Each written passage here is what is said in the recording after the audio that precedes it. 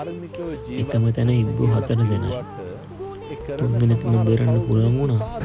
ඒත් එක මම දැක්කේ නෑ අන්තිමට බලද්දි ටයරට ඇහුවා. බලවලා තිබ්බහම හොරකම් කරනවා නෙමෙයි සාලට දාගෙන ගියොත් නැති වෙයි. දැන් බනහලා ඉවර වෙලා යනකොට බලනවා මගේ සෙරෙප්පු දෙක නෑ. මම මොකද කරන්නේ? මගේ දෙකක් දාගෙන ගිහිල්ලා ඒකට හිලව් වෙන්න. හතරක් ගියා ඒ හතරේ නේද? හිලව් වෙන්නව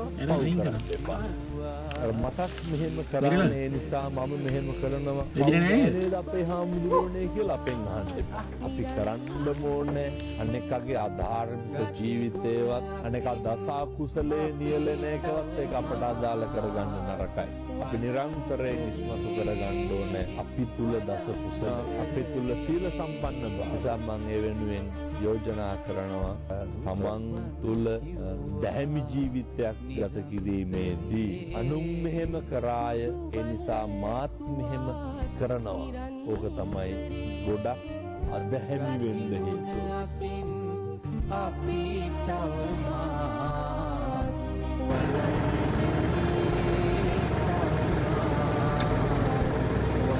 ඔය ඇදට ගිහින් දාන්න